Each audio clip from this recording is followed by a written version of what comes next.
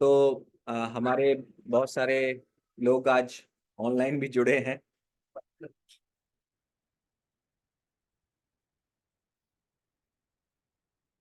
तो बहुत सारे सभी लोग आज ऑनलाइन भी जुड़े हैं एंड ऑफलाइन भी आए हैं।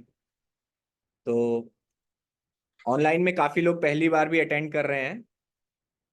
हम लोग थोड़ी सी चर्चा पहले कर चुके हैं, तो उसके सभी के लाभ के लिए एक छोटा सा रिकैप हम लोग कर लेते हैं कि हमने जो जो डिस्कस किया था पहले। तो दो तरीके से हम लोग भगवत गीता को अप्रोच कर सकते हैं। एक तो भगवत गीता को चैप्टर वाइज पढ़ सकते हैं कि एक एक चैप्टर से जाके एक एक चैप्टर में क्या डिस्कशन हुआ है वो हम देख सकते हैं। या फिर हम एक एक कॉन्सेप्ट के थ्रू जा सकते हैं। क्या भगवान ने, जैसे एक कॉन्सेप्ट के बारे में भगवान ने कई जगह पर बोला है, तो उन सभी को हम पहले कॉन्सेप्ट वाइज समझ सकते हैं एंड देन हम चैप्टर वाइज देख सकते हैं। तो उससे क्या होगा, एक फायदा ये होगा कि कॉन्सेप्ट, जब बेसिक कॉन्सेप्ट पहले से समझ में आ जाते हैं तो गीता को ओवरऑल फिर समझने में आसानी रहती है। तो अभी तक वैसे हम लोग पहले चैप्टर में हम लोगों ने पहले चैप्टर से शुरू किया था। और पहले चैप्टर में जो सीन है वो हम सभी को पता है कि भगवान अर्जुन के सारथी बनकर उनके रथ पर बैठे हैं और पांडव और पेंसिल लेकर पेंसिल। मैं यहाँ पे एक और फूल बनाऊंगी, इसमें कलर चाहिए। Can mute, somebody is unmuted। तो भगवान पांडव और कौरव आमने सामने युद्ध क्षेत्र में खड़े हुए हैं। तो युद्ध क्षेत्र में खड़े होकर अर्जुन को सबसे पहले ये कंफ्यूजन होता है। अर्जुन ये देखकर परेशान हो जाते हैं कि कितने लोग हैं जो आज युद्ध करने की इच्छा से यहां आए हैं। तो इसीलिए उन्होंने सबसे पहले भगवान को यही पूछा कि हे भगवान कृष्ण, आप मेरे रथ को ले जाकर युद्ध क्षेत्र के बीच में खड़ा कर दीजिए, तो जिससे मैं ये देख सकूं कि कौन कौन युद्ध की इच्छा से एकत्र हुआ है आज। बाद में अर्जुन ने देखा कि उनके रिश्तेदार, नातेदार, उनके गुरु, उनके पितामह सभी लोग युद्ध करने आए थे। तो इस वजह से अर्जुन परेशान हो गए और अर्जुन ये सोचने लगे कि मैं अपने प्रियजनों की हत्या कैसे कर सकता हूं, और उनकी हत्या करके यानी उनको मार के मुझे क्या लाभ मिलेगा। अगर मुझे राज्य मिल भी जाता है, तो अर्जुन ने एक्चुअली कई आर्गुमेंट दिए थे। अर्जुन ने कहा था ये राज्य मुझे मिल भी जाता है तो उसमें क्या फायदा, इसको तो मैं किसी के साथ एंजॉय भी नहीं कर सकता, क्योंकि जिन लोगों के साथ मैं एंजॉय कर सकता था इस राज्य को, उन लोगों को तो मैंने ही मार दिया। और अर्जुन ने और भी तर्क दिए कि यदि युद्ध क्षेत्र में उपस्थित सभी पुरुषों को हम मार देंगे, यानी ये मर जाएंगे, तो जो उनकी पत्नियां हैं उनका क्या होगा। इससे समाज में बहुत परेशानियां उत्पन्न हो जाएंगी, क्योंकि दुष्चरित्र लोग स्त्रियों को कलुषित कर देंगे और वर्ण संकर बच्चे पैदा होंगे। तो इस प्रकार से अर्जुन अनेक तर्क दे रहे थे। अर्जुन तर्क करते रहे और तर्क करते करते खुद ही परेशान हो गए, खुद ही कंफ्यूज हो गए। जैसे कभी कभी हम जब परेशानी में होते हैं, हम खुद ही बहुत सारे तर्क इजाद कर लेते हैं कि ये ऐसे होगा तो ऐसे हो जाएगा, वैसे करेंगे तो ये प्रॉब्लम हो जाएगी, एंड फिर कुछ सोल्यूशन नहीं निकलता तो हम हताश हो जाते हैं। तो अर्जुन की भी यही हालत हुई, अर्जुन हताश हो गए, क्योंकि उन्होंने क्या किया, उन्होंने सबसे पहले अपनी बुद्धि पर भरोसा किया, अपनी एनालिसिस पे भरोसा किया कि जो मैं सोच रहा हूं वो सही है, जो मेरी एनालिसिस है वो सही है। कि उन्होंने अपनी बुद्धिमत्ता पे पूरा भरोसा किया। एक भी बार उन्होंने कृष्ण से प्रश्न नहीं किया। लेकिन जब पूरी तरीके से हताश हो गए, तब उन्हें समझ में आया कि ये प्रॉब्लम मेरी बुद्धि से, मेरी इंटेलिजेंस से परे है, मेरी इंटेलिजेंस से ऊपर की प्रॉब्लम है। अभी एक फेमस कोट है कि you can never solve a problem with the same level of intelligence with which it has been created। यानी आप किसी समस्या को बुद्धि के उस स्तर से हल नहीं कर सकते जिस स्तर पे उस समस्या को उत्पन्न किया गया है। समझ रहे बात? यदि एक बच्चे ने कुछ समस्या उत्पन्न की है तो वो जो उसकी इंटेलिजेंस है उस इंटेलिजेंस से ऊपर उठ के उस समस्या को हल नहीं कर पाएगा। उसके लिए एक हायर इंटेलिजेंस को आना पड़ेगा और बताना पड़ेगा कि ये समस्या, इसको इस तरीके से देखना है।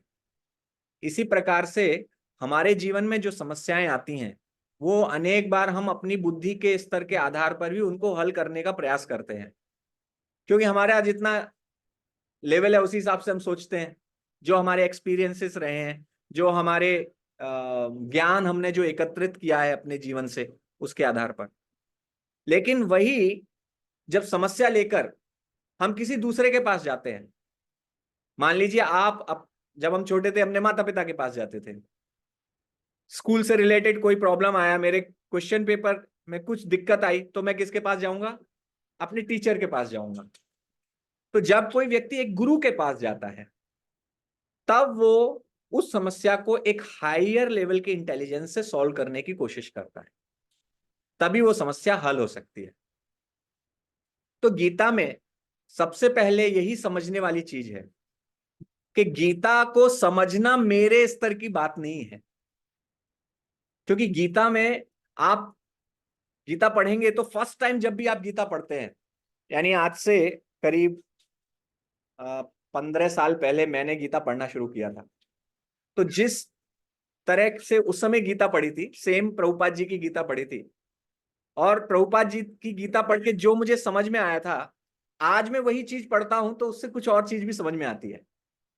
क्योंकि इस टाइम गैप में ये हुआ कि अनेक अनेक गुरुओं ने मुझे गाइड किया, अनेक गुरुओं ने अपनी विजडम भी दी।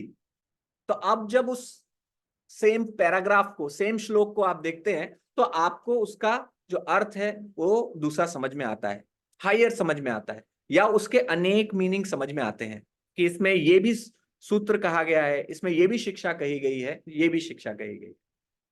तो इसलिए जो हमें कभी भी ज्ञान लेना चाहिए, ज्ञान के लिए हमेशा एक गुरु की आवश्यकता पड़ती है।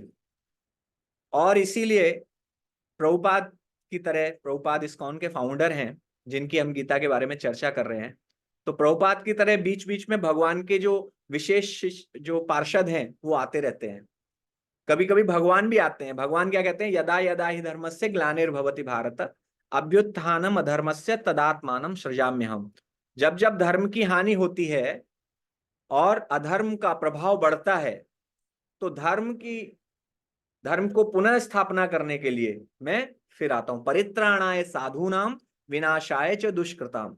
और जो डिवोटीज हैं, जो भगवान के भक्त हैं, उनका उद्धार करने के लिए, और जो दुष्ट हैं, विनाशाय च दुष्कृताम, उनके विनाश के लिए आता हूं। तो जिस प्रकार भगवान आते हैं उसी प्रकार भगवान अपने कभी कभी विशेष पार्षदों को भी भेजते हैं। ऐसा नहीं है कि भगवान हर बार खुद ही आते हैं। भगवान का निश्चित है कि भगवान के बारे में आपको शास्त्रों में वर्णन मिल जाएगा कि कब कब भगवान का कौन सा अवतार होना है। लेकिन भगवान के शिष्य, भगवान के जो भक्त हैं, वो भगवान की धाम से बीच बीच में आते रहते हैं इस संसार में, ताकि जो मीनिंग भगवान देना चाहते हैं वो अपने भक्तों के माध्यम से भी देते हैं। तो श्रील प्रभुपाद जी ऐसे ही भगवान के एक महान भक्त थे जिन्होंने 1965 में जाकर सबसे पहले अमेरिका में जाकर उन्होंने प्रचार किया और उन्होंने इस्कॉन की स्थापना की। तो वी हैव टू अंडरस्टैंड कि सबसे पहले गीता को समझने के लिए हमें एक हायर इंटेलिजेंस की जरूरत है।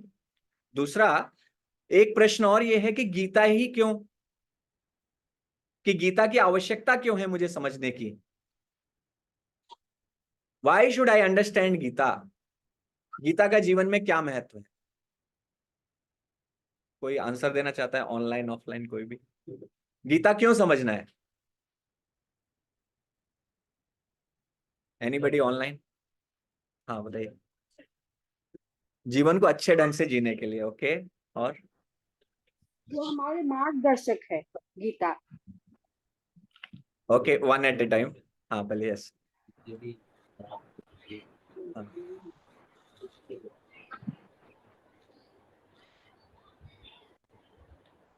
भगवान ने स्वयं। ठीक है, ठीक। तो अमित प्रभु बोल रहे हैं कि गीता को भगवान ने स्वयं बताया है, इसलिए वो गीता बहुत इंपॉर्टेंट है। और सुजाता माता जी बोल रही हैं कि क्या बोला था आपने, बता दीजिए। जीवन, मार्गदर्शक, जीवन की जीवन का मार्ग। मार्ग। Okay right. और एनी अदर आंसर? हाँ प्रभु जी, मैं भी बोलना चाह रहे थे। बोलिए। निधि, मैं बोल रही हूँ कि it is a rule book by God itself for humans to live. Yes, तो तो ये रूल बुक है जो भगवान ने दी है ताकि हम जीवन जी सकें। राइट, तो सभी के आंसर सही हैं। तो जैसे एक हम वॉशिंग मशीन खरीदते हैं, तो वॉशिंग मशीन खरीदने के बाद आपके पास वॉशिंग मशीन के साथ एक मैनुअल आता है। मैनुअल में क्या लिखा होता है कि वॉशिंग मशीन को कैसे यूज करना है, कैसे चलाना है इस वॉशिंग मशीन को। आपको क्या नहीं करना है वो भी लिखा होता है। डू नॉट चिल्ड्रन के लिए नहीं है, छोटे बच्चों के लिए नहीं है, उनसे दूर रखें, इन पार्ट्स में पानी मत जाने दें, पानी जाएगा तो खराब हो जाएंगे। तो बहुत सारी चीजें उसमें बताई गई होती हैं, क्या करना है, क्या नहीं करना है, और अगर आप इसका अच्छे से यूज करेंगे तो क्या क्या उससे आपको फायदे मिलने वाले हैं। कितना अच्छे से आपके कपड़े धोएगा और कितने लंबे साल तक ये चलेगा, वारंटी भी लिखी रहती है। तो बहुत सारी चीजें उसमें लिखी रहती है। तो इसी प्रकार से जो हम मनुष्य जीवन जीने आए हैं यहाँ पर, तो हमारे जीवन जीने के लिए भी भगवान ने मैनुअल दिया है, और वो मैनुअल है Bhagwat Gita. This Bhagwat Gita we have to understand as a manual to live life, कि मैं जीवन कैसे जीऊं ये जानने के लिए भगवत गीता है। तब कैसे जीऊं, यानी तो प्रैक्टिकल होनी चाहिए। लोग कहते हैं, अभी रिसेंटली मेरे ऑफिस में एक व्यक्ति कह रहे थे कि गीता कोई जी नहीं सकता, और जो गीत बोलता है कि गीता जी सकते हैं वो झूठ बोलता है, या जो कहता है कि मैं गीता जी रहा हूं वो झूठ बोल रहा है। तो क्योंकि गीता कहती है कि कर्म ही पूजा है, कर्म करो और फल, कर्म फल के बारे में बिल्कुल मत सोचो। गीता कहती है ऐसा, सही बात है, गीता ऐसा कहती है, कर्म करो फल की चिंता मत करो। लेकिन क्या हम फल की चिंता किए बिना रह सकते हैं? क्या आप कोई कर्म ऐसा कर सकते हैं जो बिना फल की चिंता के हो? क्या ऑफिस में आप काम करते हैं, यहाँ बहुत सारे लोग ऑफिस में काम करते हैं, तो ऑफिस में काम करते समय आप कोई काम ऐसे करते हैं कि नहीं नहीं मुझे कोई फल का कोई मतलब ही नहीं है, रिजल्ट का कोई मतलब नहीं है, प्रोजेक्ट का कोई मतलब ही नहीं है। हर प्रोजेक्ट में रिजल्ट होता है कि प्रोजेक्ट में आपको क्या अचीव करना है, ये होता है। रिजल्ट एंड टाइमलाइन दोनों होता है कि कब तक ये अचीव करना है, ये भी होता है, टारगेट भी होता है। तो क्या ये पॉसिबल है कि बिना कर्म फल की चिंता किए मैं जीवन जी सकता हूं? क्या पॉसिबल है? हाँ, कलयुग में पॉसिबल नहीं है, माता जी बोल रही कलयुग में पॉसिबल नहीं है। How many of you feel कि कलयुग में पॉसिबल नहीं है? आपको लगता है ऐसा? और यहाँ कितने लोगों को लगता है ऑनलाइन में कि कलयुग में? माता जी ओके, 3 लोगों को लग रहा है, और बाकी कितने लोगों? 1। डिफिकल्ट है थोड़ा। डिफिकल्ट है, ओके, डिफिकल्ट है। यस, तो लेकिन ऐसा नहीं है कि कलयुग में पॉसिबल नहीं है। फल की चिंता ना करना, एक्चुअली फल के लिए प्रयास ना करना गलत है। फल के लिए प्रयास ही करते हैं, हर व्यक्ति जो प्रयास कर रहा है वो किसी फल के लिए कर रहा है। लेकिन इररेस्पेक्टिव ऑफ द रिजल्ट, क्या रिजल्ट आने वाला है इसको छोड़कर, इसके बारे में ना सोचते हुए, क्या प्राप्त होगा, क्या प्राप्त होगा इसके बारे में ना सोचते हुए आप कार्य कर सकते हैं। कैसे? जैसे कि आपने, जैसे कोई बच्चा पढ़ाई करता है, अगर कोई बच्चा पढ़ाई करता है तो पढ़ाई के समय उसको अपना पूरा प्रयास करना आवश्यक है, वो उसका कर्तव्य है। अब उसने एग्जाम दे दिया, उसके बाद जो रिजल्ट आया है उस पर उसका कोई अधिकार नहीं है। तो गीता ये नहीं कहती कि फल की चिंता मत करो, गीता ये नहीं कहती कि फल के बारे में सोचो मत जब आप तैयारी कर रहे हो। गीता ये कहती है कि फल जो भी आए, पहली बात है आपको तैयारी अच्छे से करना है, तैयारी करके आपको अपना 100% उसके लिए देना है, लेकिन उसके बाद जो फल आएगा उस फल में आपको आसक्त नहीं होना है। फल पॉजिटिव आएगा तो क्या करना है, सबको मिठाई बांट देनी है। राइट, राइट और रॉन्ग? तो फल, जैसे फल आ गया पॉजिटिव, पटाखे फुड़वा दूंगा, पूरे पूरे पूरे समाज में पटाखे फुड़वा दूंगा। Not like that. और नहीं आया फल मेरी इच्छा के अनुसार, तो जाके बार में जाके शराब पीऊंगा।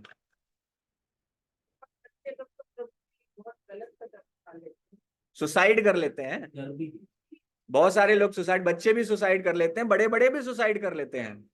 एक आईआईटी, अभी रिसेंट की न्यूज है, आईआईटी आईआईएम का पढ़ा हुआ लड़का 28 साल का, जॉब कर रहा था, उसे जॉब में प्रेशर फील हुआ, he committed suicide because of the pressure in the job. That was the news. IIT IIM, can you imagine? इतना होनहार, वो किसी भी जॉब में जाता उसको तुरंत ले लिया जाता, छोड़ देता वो जॉब। बट कितना उसका अनकंट्रोलेबल इमोशन था, क्योंकि गीता नहीं पढ़ी। That is the difference. जो व्यक्ति गीता पढ़ता है, गीता को समझता है, वो व्यक्ति कभी भी इस प्रकार के कदम नहीं उठाएगा, क्योंकि उसको पता है कि कर्म करना मेरे हाथ में है, लेकिन फल मेरे हाथ में नहीं है, हाथ में नहीं है। कभी कभी इतनी अच्छी तैयारी होती है आपकी, बहुत अच्छे से तैयारी होती है, लेकिन एन जब एग्जाम का दिन होता है उस दिन फीवर आ जाता है, हो जाता है ऐसे। कभी कभी आपने बहुत अच्छी शादी की तैयारियां की हैं, लास्ट मोमेंट पे किसी का एक्सीडेंट हो गया, आपके हाथ में था क्या? तो फल हमारे हाथ में नहीं है। इसीलिए जब हम फल से अटैच हो जाते हैं, जब हमारा मोह हो जाता है, जिस भी चीज में आपको मोह हो जाता है वहां कष्ट हो जाता है। और मोह ना पॉजिटिव होता है ना निगेटिव होता है। Attachment and aversion are the two sides of same coin. यानी किसी से मोह कर लेना और किसी से नफरत करना, ईर्ष्या करना, दोनों ही एक सिक्के के दो पहलू हैं। कैसे हैं? Any example?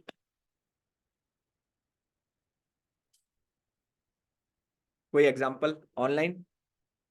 वो हर समय उसकी सभी चिंता बनी रहेगी कि मैं किसी कुछ छोड़ ना जाए, मेरे बच्चे को उसी प्रकार अगर मुझे किसी से ईर्ष्या या द्वेष हो जाती, मेरा दिमाग हमेशा उसके प्रति सोचता रहता है कि उसको ऐसा क्यों किया, या बहुत ही बुरा विचार होगा तो उसका कुछ बुरा हो जाए। इस प्रकार से दिमाग हर समय उसी में ही लगा रहता है, उस इंसान उस प्रकार से दोनों ही चीज मुझे किसी से जोड़ रहे हैं।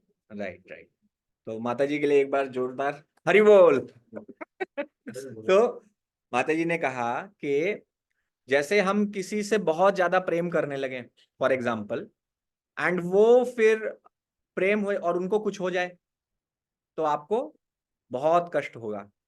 वहीं ऑन द अदर हैंड, आप किसी से बहुत ज्यादा ईर्ष्या करने लगे, बहुत ज्यादा गुस्सा है किसी के प्रति, और फिर वो ऊपर चढ़ जाए सीढ़ी में, मतलब आपसे ऊपर निकल जाए, तो आप और कष्ट में जीने लगेंगे। तो अटैचमेंट एंड अवर्जन दोनों ही क्या है? सेम चीज है। कृष्ण के बारे में जो पॉजिटिवली सोचता है, जो कृष्ण से प्रेम करता है, भगवान से प्रेम करता है, वो भी मुक्ति को प्राप्त करता है, क्योंकि वो भगवान से प्रेम करता है, भगवान उसको ऑटोमेटिकली मुक्ति देते हैं।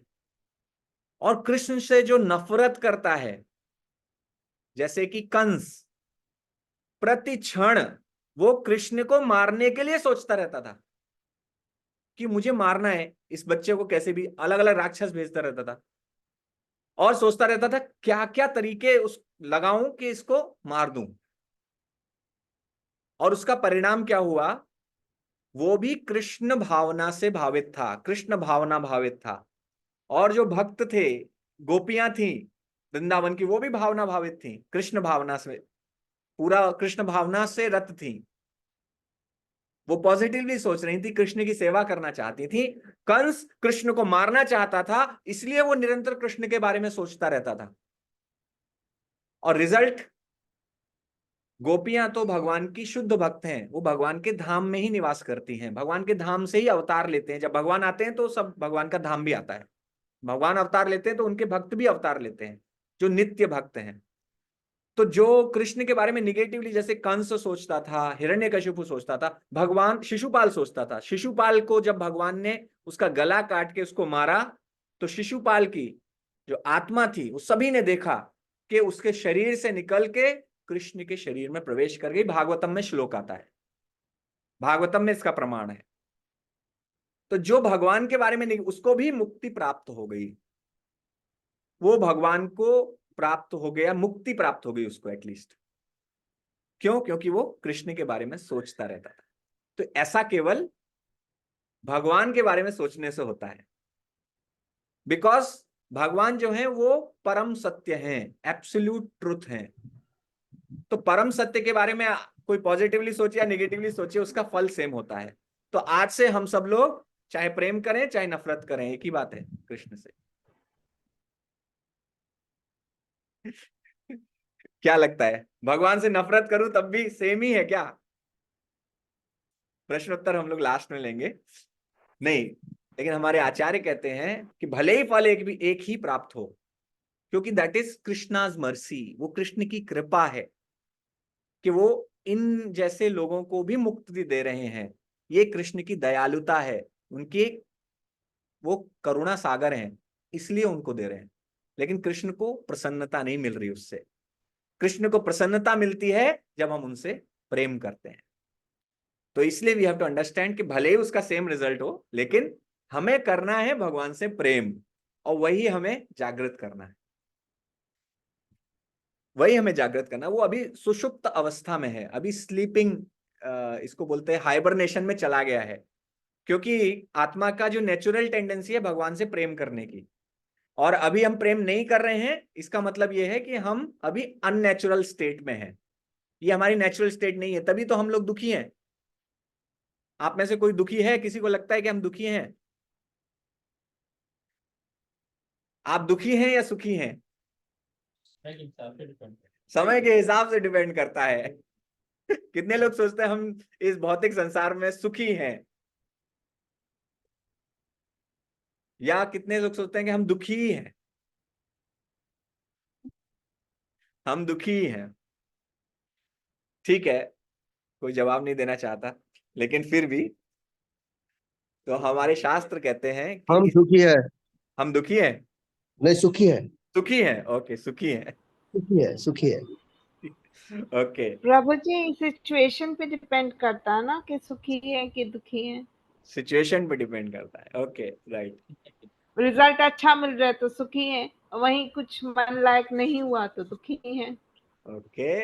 वैसे अदरवाइज दुखी है, एकदम बहुत झमेला है संसार में। तो बहुत झमेला भी है और कभी कभी सुख भी आ जाता है।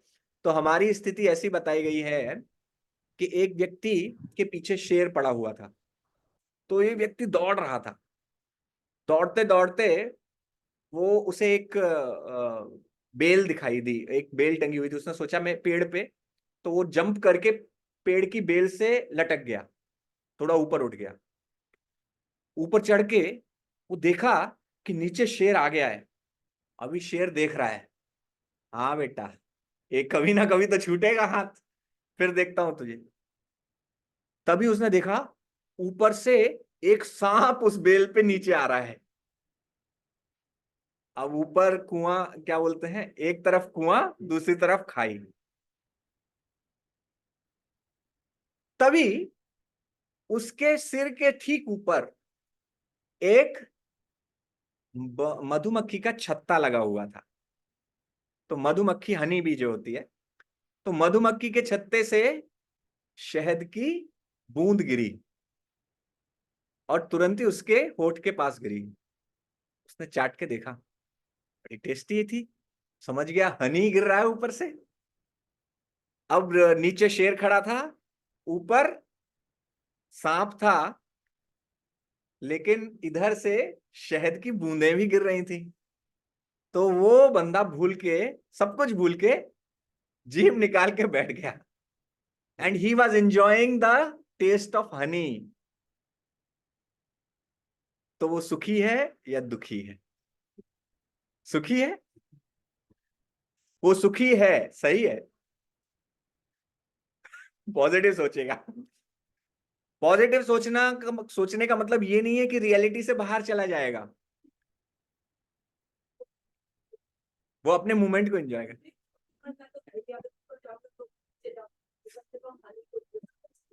तो मॉडर्न फिलॉसफी यही है, मॉडर्न फिलॉसफी है कि आप अभी एंजॉय दिस मोमेंट।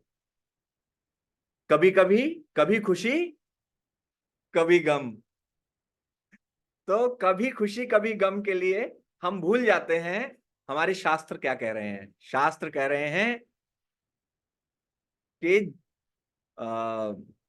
जन्म मृत्यु जरा व्याधि दुख दोषानुदर्शनम। इस संसार में 4 प्रकार के दुख बताए गए हैं।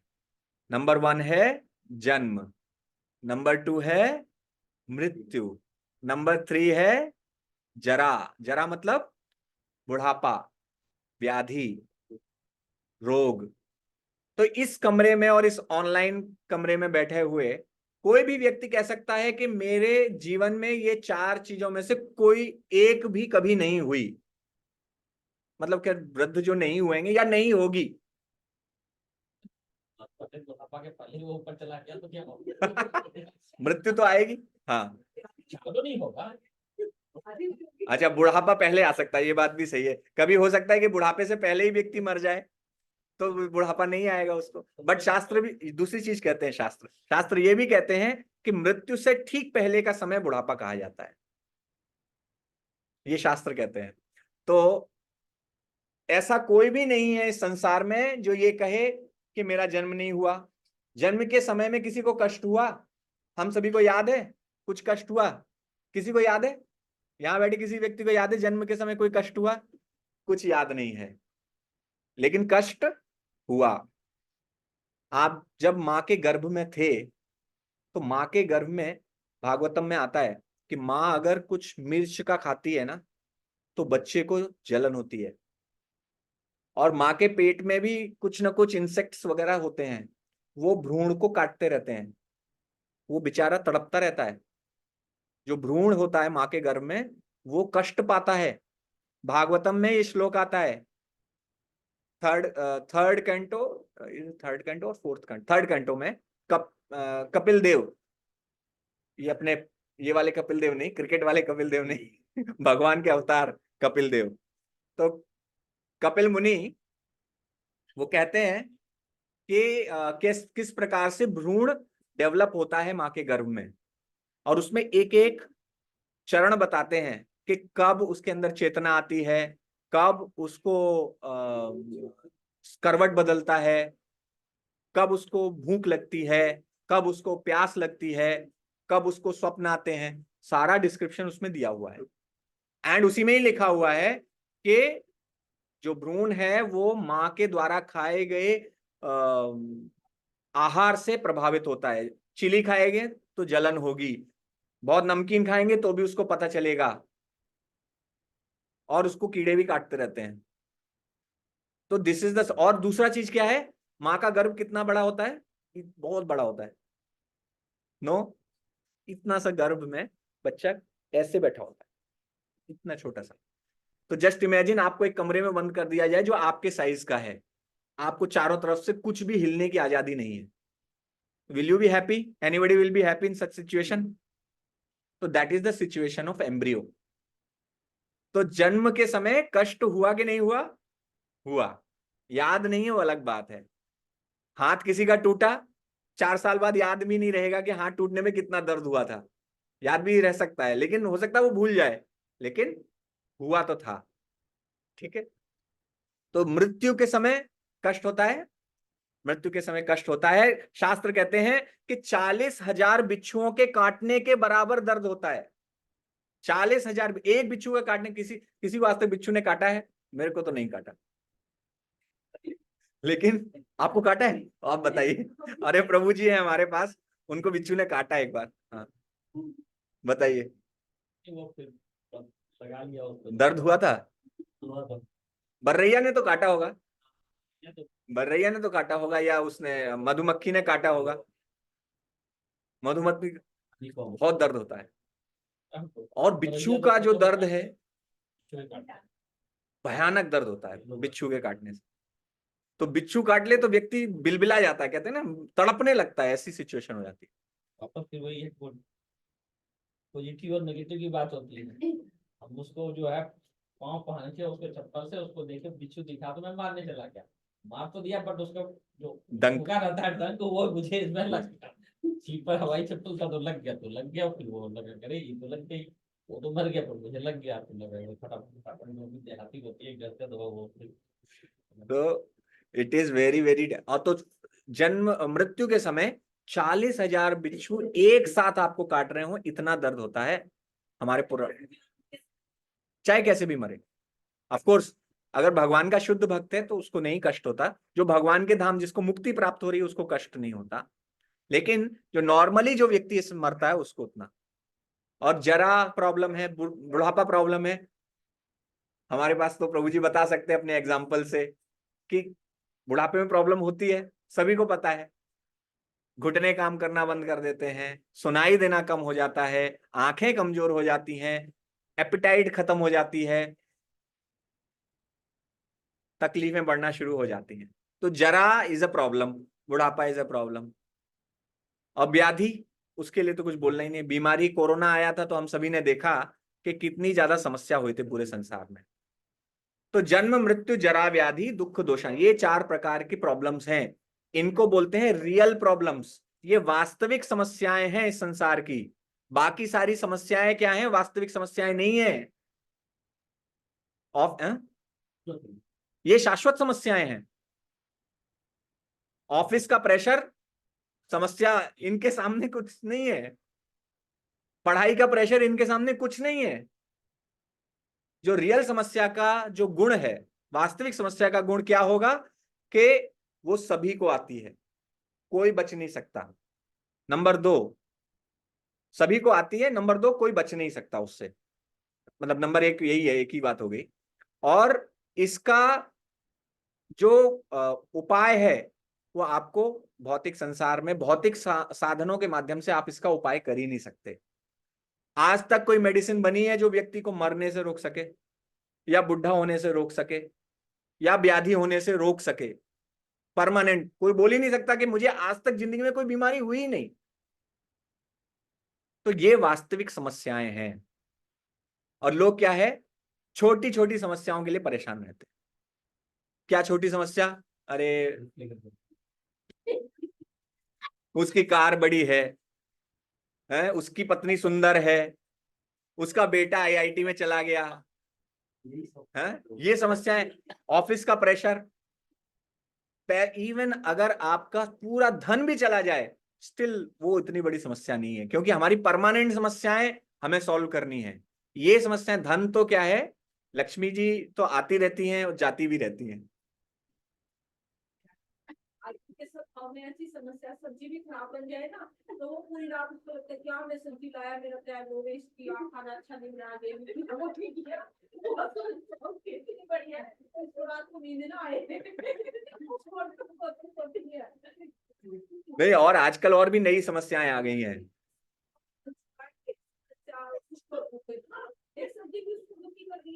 हाँ, ये तो फिर भी उसको स्वास्थ्य खराब करेगा। अभी तो लोगों को दूसरी तरीके की समस्याएं आ रही हैं। मेरे फॉलोअर घट गए इंस्टाग्राम पे, अरे मैंने पोस्ट डाला, किसी ने लाइक ही नहीं किया। मेरे व्हाट्सएप के मैसेज का ब्लू टिक नहीं, मतलब ब्लू टिक आ गया, अभी तक कुछ रिप्लाई नहीं किया इसने। कितने कितने लोगों ने मेरा स्टेटस देखा है समस्या? अब लोगों ने अपनी समस्याएं बना ली हैं, नई समस्याएं बना ली हैं उन्होंने। तो आप देखिए कि किस प्रकार से इट्स लाइक कि आप एक मूवी देखने गए हैं थिएटर में, वहां अंधेरा है, तो अंधेरे में पैसे कुछ नहीं दिखाई देता, उसके बाद मूवी में जो दिखाते हैं वो भी कुछ सच नहीं है, उसमें देख के आदमी रोता है, अरे हीरोइन मर गई, आंखों से आंसू बह रहे हैं। अरे भाई, ना तो वो सच में मरी है, ऊपर से तो कहते हैं कि इल्यूजन के ऊपर इल्यूजन, ऑलरेडी हम माया में हैं, ऊपर से हमने और माया के पर्दे लगा रखे हैं। तो ये आजकल इसीलिए बच्चे क्यों सुसाइड कर रहे हैं, क्योंकि स्टेटस सिंबल बना दिया है उस चीज को। हाँ, गीता तो पढ़ा नहीं, माँ बाप भी नहीं पढ़ाते आजकल।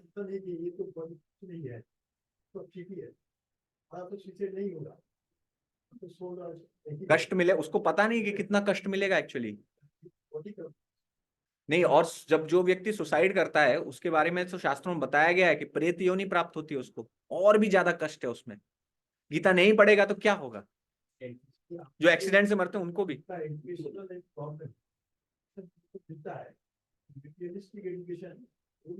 यस, प्रभुपाद यही बात कहते थे। प्रभुपाद कहते थे modern education is spiritual slaughter house. Modern school जो है ना, स्पिरिचुअल स्लॉटर हाउस है, कसाई घर है स्पिरिचुअल, आध्यात्मिक रूप से वो कसाई घर बना दिए हैं।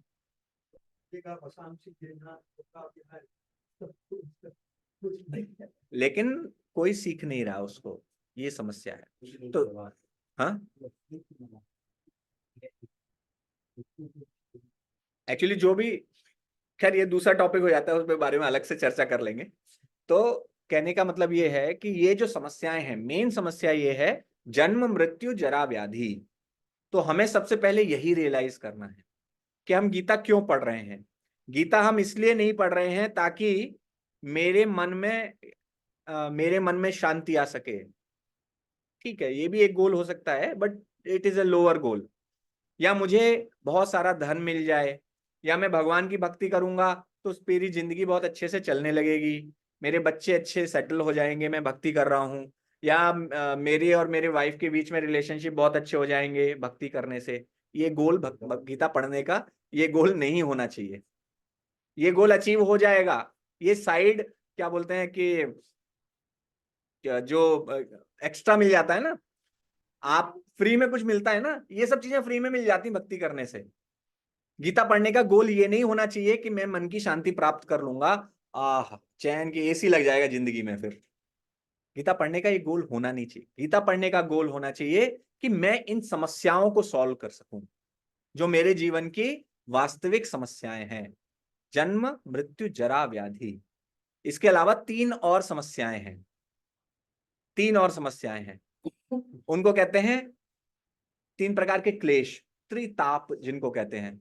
आप लोगों ने कुछ आरतियां सुनी होंगी, इसमें कहा जाता है कि जैसे माता दुर्गा के पास त्रिशूल है, राइट, त्रिशूल।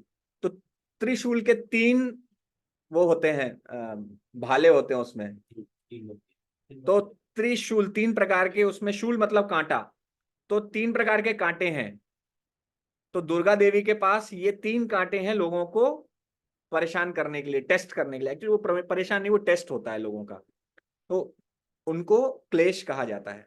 तो 3 प्रकार के क्लेश हमें शास्त्रों में बताए हैं, आध्यात्मिक क्लेश, अधिभौतिक क्लेश और अधिदैविक क्लेश। आध्यात्मिक क्लेश वो क्लेश होते हैं जो आपके बॉडी और माइंड से उत्पन्न होते हैं। आध्यात्मिक क्लेश आपके मन के कारण, जो कौन कौन से क्लेश हैं जो आपके मन के कारण उत्पन्न होते हैं?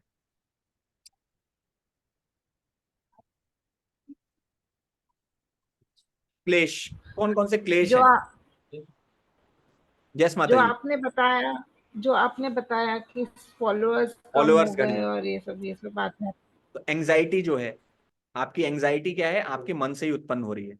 स्ट्रेस, डिप्रेशन, तो जितनी मेंटल डिसीज हैं वो आध्यात्मिक क्लेश में आएंगी। आपकी बॉडी में कुछ भी प्रॉब्लम्स आ रही हैं वो भी आध्यात्मिक क्लेश से आएंगी, कही जाएंगी उनको। अधिभौतिक क्लेश हैं जो आपको दूसरी जीवात्माओं ने दिए हैं, जैसे बिच्छू ने काटा।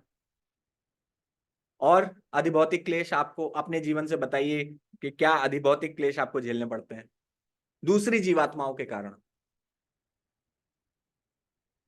बच्चे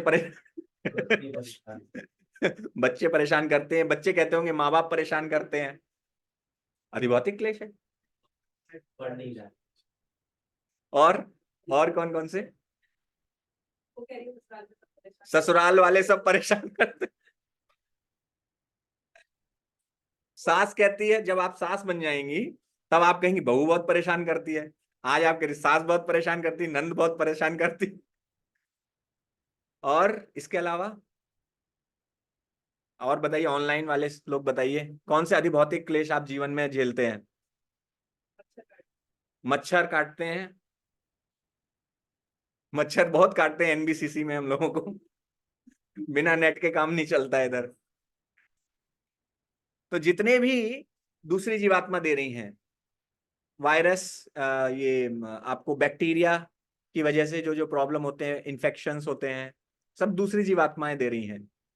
चोर, डकैत, लुटेरे, नेता, बॉस, सब लोग परेशान करते हैं कि नहीं करते हैं?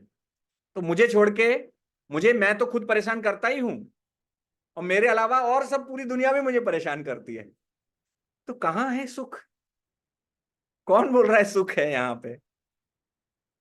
तीसरा, अधिदैविक क्लेश। अधिदैविक क्लेश वो क्लेश हैं जो आपको हायर एंटिटीज द्वारा दिए जाते हैं, जो कि देवताओं द्वारा दिए जाते हैं क्लेश। जैसे कि अर्थक्वेक, भूकंप आ गया, कोरोना आ गया, साइक्लोन आ गए, सुनामी आ गई, बाढ़ आ गई, सूखा पड़ गया, बादल फट जाता है, हाँ, गर्मी ज्यादा होती है, ये भी एक क्लेश है। सर्दी बहुत ज्यादा होती कुछ जगहों पे, वो भी वही क्लेश है। मानेंगे तो ये मैं नहीं कह रहा हूं, आप ये मत मानिए कि मैं जो है आपको ये सब बता रहा हूं, ये जो है हमारे शास्त्र बता रहे हैं। 3 प्रकार के क्लेश बताए गए हैं। त्रिशूल, अधिआत्मिक, आप सभी बोल सकते हैं मेरे पीछे। पहला क्लेश है अधिआत्मिक। आध्यात्मिक कौन से क्लेश हैं? जो हमारे बॉडी माइंड से ही मिलते हैं। दूसरा कौन सा है? अधिभौतिक। सेकंड क्या है? अधिभौतिक, जो क्लेश दूसरी जीवात्माएं हमको देती हैं। और तीसरा क्या है? अधिदैविक, जो कौन देते हैं? देवता हमको देते हैं। तो ऐसे ये हमेशा याद रखिएगा, आध्यात्मिक नहीं है वो, अधिआत्मिक है। अधिआत्मिक। कभी पहले हम भी सोचते थे आध्यात्मिक क्लेश कैसे हो सकता है, वो अधिआत्मिक क्लेश है। अधिभौतिक क्लेश, अधिदैविक क्लेश। ठीक है, तो ये तीनों एग्जाम्पल। दोनों का मीनिंग एक ही है, पर्यायवाची शब्द है वो, प्रतीक नहीं, ये अधि उसके बाद डैश आत्मिक, ऐसे इसको पढ़े, वो हो जाएगा। लेकिन आध्यात्मिक क्लेश वैसा नहीं, जब आध्यात्म आप करते हैं तो क्लेश नहीं मिलेगा। लेकिन आध्यात्मिक, अधिभौतिक, अधिदैविक, और 4 हमने परमानेंट प्रॉब्लम्स बताई हैं, जन्म, मृत्यु, जरा, व्याधि। तो ये 7 चीजें हैं जिनका सॉल्यूशन किसी के पास नहीं है, मतलब भौतिक स्तर पे किसी के पास नहीं है। भौतिक संसार में आपको इनका सॉल्यूशन नहीं मिलेगा। इनका सॉल्यूशन पाने के लिए आपको क्या करना है? भगवत गीता पढ़नी है। तो भगवत गीता क्यों पढ़नी है? नंबर 1, ये हमारी जो परमानेंट प्रॉब्लम्स है उनसे मुक्त होना है। नंबर 2, भगवत गीता क्यों पढ़नी है? समस्या से मुक्त नहीं होगा, समस्या को झेलने की शक्ति आ जाएगी। नहीं, मुक्त हो जाएगा। भगवत गीता पढ़ेगा तो बुढ़ापा नहीं होगा, बुढ़ापा नहीं नहीं, सहने की हाँ, शक्ति आ जाएगी। नहीं, सहने की शक्ति भी नहीं है। बुढ़ापा होगा ही नहीं इस जन्म के बाद। After this birth you will not take birth in this material world, that is the crux. ये इस जन्म के बाद आप नहीं आएंगे इस संसार में। कहां जाएंगे आप? जहां पर ये 4 चीजें नहीं है, वो है भगवान का धाम। न तद्भासयते सूर्यो न शशांको न पावकः यद गत्वा न निवर्तन्ते तद्धाम परमं मम। कौन कह रहा है? भगवान कृष्ण कह रहे हैं। न तद्भासते सूर्यो, वहां पर सूर्य नहीं है। न शशांको, वहां पर शशांक भी नहीं। शशांक कौन है? चंद्रमा है। न पावक, वहां पर अग्नि नहीं है, पावक मतलब अग्नि, लेकिन फिर भी वहां प्रकाश है। यद गत्वा, जहां जाकर न निवर्तन्ते, फिर वापस नहीं आना पड़ता। तद धाम, वो धाम, परमम, परम धाम है, वो सर्वोच्च धाम है, मम, मेरा है। किसका है? भगवान कृष्ण का। वो बात कर रहे हैं, वो वैकुंठ धाम है। ऐसे अनेकों वैकुंठ हैं, अनलिमिटेड वैकुंठ हैं। भागवतम के अनुसार, इवन मैंने बृहद पाराशर होरा शास्त्र में भी पढ़ा है, ज्योतिष में भी ये दिया हुआ है जानकारी, कि इस सृष्टि का 3/4 भाग आध्यात्मिक जगत है, वैकुंठ लोक है 3/4। इस सृष्टि का जो पूरी क्रिएशन है उसका 3/4 वो परमानेंट है, वो कभी नष्ट नहीं होता है। वहां पर जो भी चीज है परमानेंट है।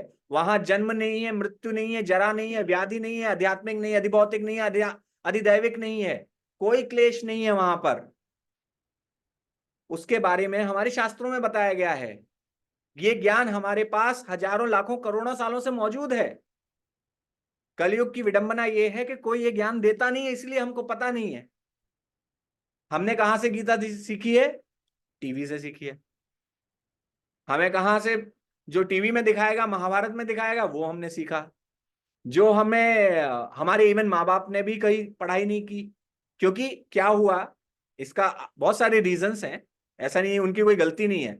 रीजंस ये है कि हमारा जो रूल हमारे ऊपर हुआ, मुगलों ने रूल किया, फिर अंग्रेजों ने रूल किया, उन सभी का एजेंडा था कि इस संस्कृति को नष्ट करना है, समूल नाश करना है। और अगर इस संस्कृति को नाश करना है तो सबसे पहले यहाँ का जो ज्ञान है इसका नाश करना है। आपको आपको समाप्त कर देना है यहाँ के शास्त्रों को, आपको समाप्त कर देना है वेदों को।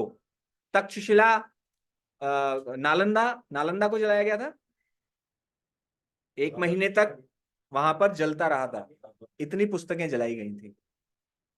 तो दिस इज द रीजन कि हमारे समाज में आज समस्या हो गई है कि हम अपने शास्त्रों को पढ़े नहीं हैं। आप देखो, लोग, बाकी धर्म के लोग बैठ के कितना वो पढ़ते हैं। उनके यहाँ संडे को क्रिश्चियन लोग बाइबल पढ़ते हैं संडे को, और मुस्लिम्स अपना कुरान पढ़ते हैं, दिन में 5 बार नमाज करते हैं। तो हमारे पास तो इस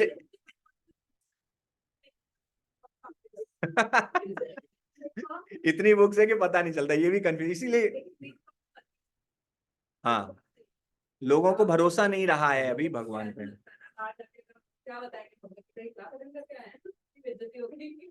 अरे आप, हम जो है हमारे कॉलेज में जब प्रीचिंग करते थे, तो कुछ लड़कों को, फर्स्ट ईयर वाले लड़कों को बुलाने जाते थे, तो कॉरिडोर लंबा था, इधर से भी गेट था और लास्ट में भी गेट था।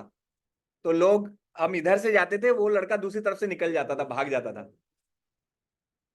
वो दूसरी तरफ से भाग जाता था। तो इतना लोगों के अंदर एप्रीहेंशन है भगवत गीता। एंड आपने, बॉलीवुड ने बहुत सारी चीजें जिन्होंने क्या किया है कि इस समाज को बहुत सारे दूसरे प्रकार के आइडियाज दे दिए हैं।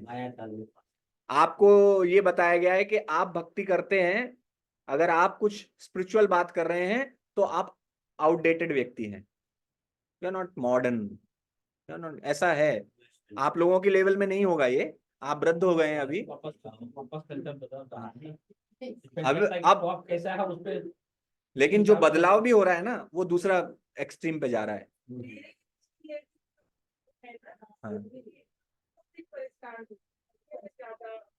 हाँ, ज्यादा भक्ति कर, यस,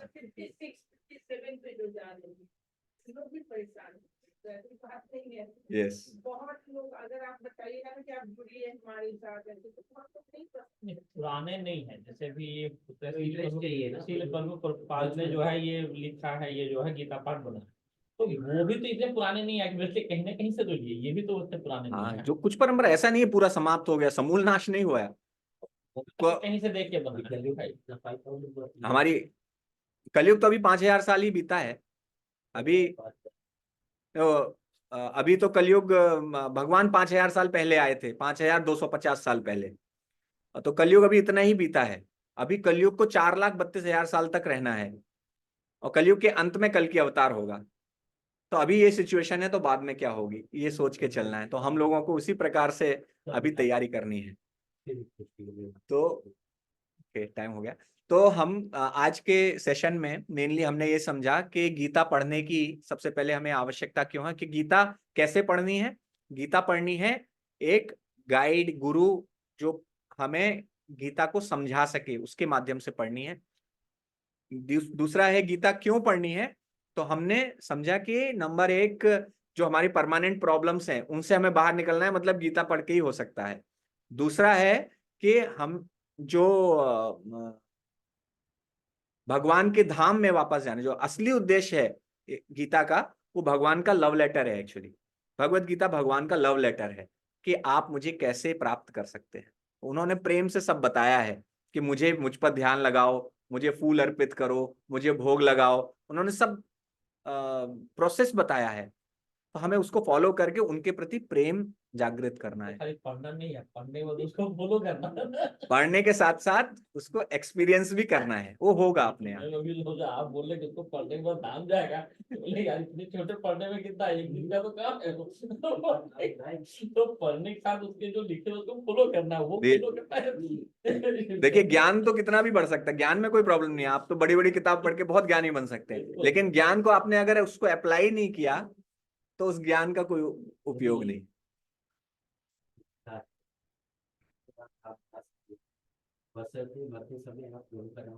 अंत काले च मामेव स्मरण मुक्त्वा कलेवरम। अगर कोई अंत समय में भगवान का ध्यान कर ले, बिना प्रैक्टिस के वो होगा नहीं अंत काल में, तो इसलिए प्रैक्टिस तो जरूरी है। तो दिस इज अनदर रीजन। और क्योंकि ये लाइफ का मैनुअल है, तो हमें लाइफ इसके अनुसार जीनी है। तो दिस इज टुडेज डिस्कशन। हम लोग अभी मेडिटेशन, भगवान के महामंत्र पे मेडिटेशन करेंगे। अगर जो लोग ऑनलाइन हैं, अगर आपके पास माला हो तो आप भी हमारे साथ एक माला जप कर सकते हैं। हम लोग, अगर किसी का कुछ क्वेश्चन है, क्वेश्चन आंसर ऑनलाइन, किसी का कुछ क्वेश्चन हो। हाँ, प्रारंभ हुई, गीता का उद्गम क्यों हुआ? तो पता है, तो महाभारत पता है, महाभारत। गीता जो है वो तो महाभारत के बीच का एपिसोड है। दुर्योधन ने एक व्यक्ति पर भी जमीन देने को कहा। महाभारत तो क्यों हुआ, क्योंकि महाभारत धर्म की स्थापना के लिए हुआ। मैं इसे कर लेंगे। तो गीता का एक्चुअली भगवान कहते हैं ना, धर्म संस्थापनार्थाय, तो इसी के लिए भगवान ने गीता बोली है कि धर्म की स्थापना के लिए। तो मेरी माला, पता भी चलेगा कैसे माला करते। तो अगर जिनके पास माला नहीं है वो माला, नई माला ले सकते हैं। तो माला को आपको ऐसे पकड़ना है, इस उंगली को टच नहीं कराना है। दिस इज फर्स्ट फिंगर, जो हम लोग दूसरे की गलतियां पॉइंट आउट करने के लिए यूज करते हैं। और इस उंगली, नेक्स्ट जो ये बीड है, ये गुरु बीड कहलाती है। तो गुरु बीड्स से स्टार्ट करना है, लेकिन जो काउंटिंग है वो नेक्स्ट से स्टार्ट होती है। तो यहाँ गुरु बीड पे हमें चैतन्य महाप्रभु और उनकी ब्लेसिंग्स लेनी है, चैतन्य महाप्रभु की। तो हम लोग एक श्लोक बोलते हैं, आप लोग मेरे पीछे रिपीट कर सकते हैं। जय श्री कृष्ण चैतन्य प्रभु नित्यानंद श्री अद्वैत गदाधर श्रीवासादि गौर भक्त वृंद। और अगले मोती से हम लोग हरे कृष्ण महामंत्र साथ में जप करेंगे। हरे कृष्णा कृष्णा कृष्णा हरे हरे, हरे राम राम राम हरे हरे, हरे कृष्ण कृष्ण कृष्ण हरे हरे, हरे राम राम राम हरे हरे, हरे कृष्ण कृष्ण कृष्ण हरे हरे, हरे राम राम राम हरे हरे, हरे कृष्ण कृष्ण